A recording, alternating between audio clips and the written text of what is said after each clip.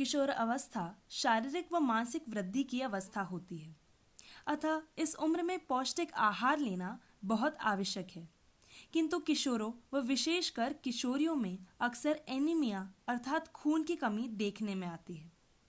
भारत में 15 से 24 आयु वर्ग की 56% महिलाएं व 25% पुरुष एनीमिया से ग्रसित हैं। आज हम बात करेंगे एनीमिया के कारण, लक्षण व इससे बचाव के तरीकों पर। तो चलिए देखते हैं माधव मुस्कान के साथ तिरंगे आहार की बात। दो स्कूलों के बीच कबड्डी प्रतियोगिता चल रही है और लोग चिल्लाकर माधव का हौसला बढ़ा रहे हैं। माधव माधव कबड्डी कबड्डी कबड्डी कबड्डी कबड्डी कबड्डी कबड्डी। माँ देखो, मैं प्रतियोगिता में जीत गया। ये तो मुझे पहले से ही पता था, तू मेरा होनहार बेटा जो ठहरा। मेरा भैया जीत गया, ये सब छोड़, ये बता तेरी खो खो प्रतियोगिता कब है? वो तो अगले महीने है भैया। खो खो प्रतियोगिता? हाँ माँ, मैं आपको बताने ही वाली थी। मुस्कान, मैं कह देती हूँ, तुमको किसी भी प्रतियोगिता में भाग नहीं लेना। पर माँ इसमें गलत क्या है? सुनाई नहीं देता? मैंने बोल दिया मतलब बोल दिया। भैया अब क्या होगा? अब क्या होगा? देखा नहीं माँ का गुस्सा। चलो तुम दोनों तैयार हो जाओ, आज हम बाजार चलेंगे और तुम दोनों की मनपसंद चीजें खाएंगे। ठीक है माँ, हम बस यूँ तैयार हुए। तुम दोनों को बाजार में जो भी मनपसंद खाना है खा लो। पर माँ, हमने तो बाजार की तली भुनी चीजें खानी छोड़ दी हैं। क्या कहा? तुम दोनों ठीक तो हो? हाँ माँ, हम सही भी हैं और अब समझदार भी। हमने गांव में साथिया रंगमंच में खिलाए गए भ्रांति और क्रांति खेल से समझा है कि हमेशा पौष्टिक आहार ही खाना चाहिए ताकि हम स्वस्थ रह सके। ये साथिया क्या है? माँ, गांव की समिति द्वारा एक किशोर किशोरी को चुना जाता है जिन्हें साथिया मीटिंग को चलाने की ट्रेनिंग दी जाती है, जिनसे हम स्वास्थ्य संबंधित चर्चाएं करते हैं। इसलिए अब हम केवल संतुलित तिरंगा आहार ही खाएंगे और अपनी सेहत बनाएंगे। अरे वाह, तुम दोनों तो बड़े समझदार निकले। आशा दीदी, आप यहाँ? सही कहा तुमने। तिरंगा आहार यानी नारंगी व पीले फल, सब्जियां व दाल, सफेद दूध, दही, पनीर व चावल और हरी पत्तेदार सब्जियों से ही पौष्टिक आहार बनता है।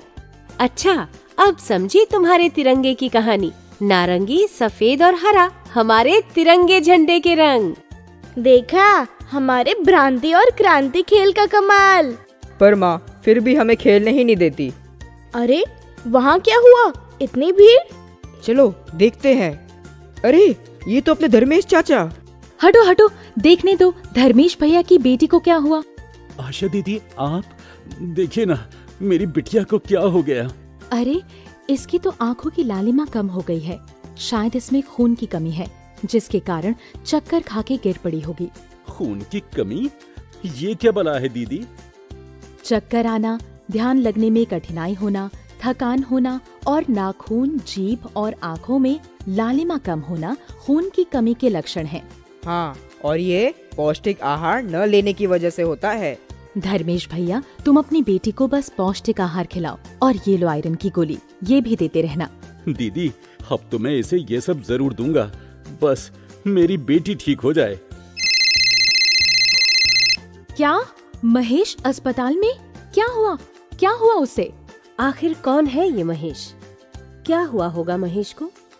आखिरकार क्यों पहुंचा महेश अस्पताल? इसके आगे की रोचक कहानी जानने के लिए अगला अंक जरूर देखिए। देखी गई कहानी के अनुसार हम कुछ मुद्दों पर चर्चा करेंगे। कहानी में माँ ने मुस्कान को खो खो प्रतियोगिता में भाग लेने से क्यों मना किया?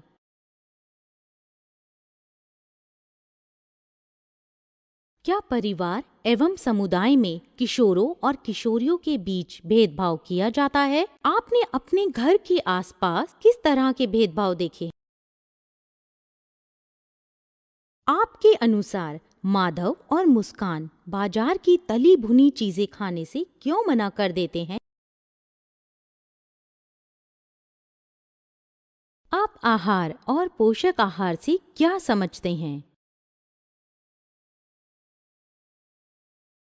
आपके अनुसार संतुलित तिरंगा आहार किसे कहते हैं?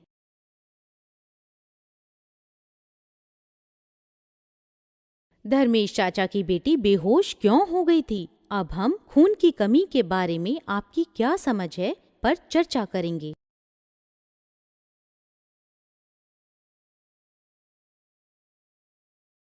याद रखने वाले मुख्य संदेश। लैंगिक भेदभाव।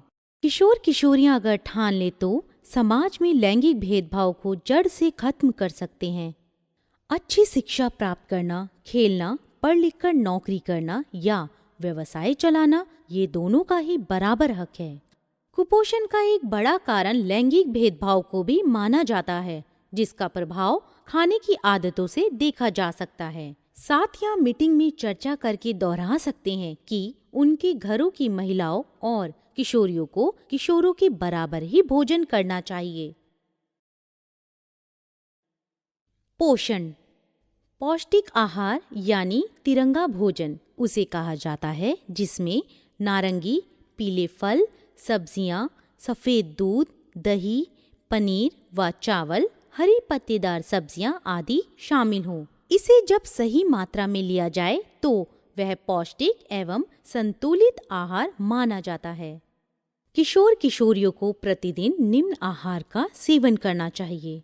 कम से कम 2-3 कटोरी भात या उसी अनुपात में आटे की रोटी और कम से कम 1 कटोरी गाढ़ी दाल खानी चाहिए। साथ ही कटोरी का माप 1 पाव होना चाहिए।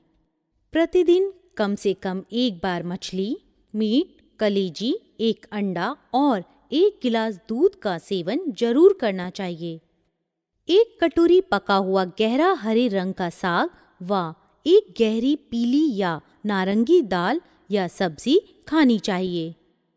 किशोर किशोरियों को खाने में चटर पटर जैसे कि चिप्स, बर्गर, चाउमीन, टिक्की, गोलगप्पे इत्यादि चीजों का सेवन कम करना चाहिए ताकि वे स्वस्थ रह सकें।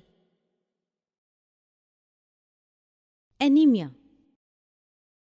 एनीमिया के लक्षण: थकान महसूस होना, चक्कर आना, पढ़ाई में ध्यान न लगना यानी ध्यान लगाना कठिन होना, नाखून, जीभ, आंखों में लालिमा का कम होना, बार बार बीमार पड़ना।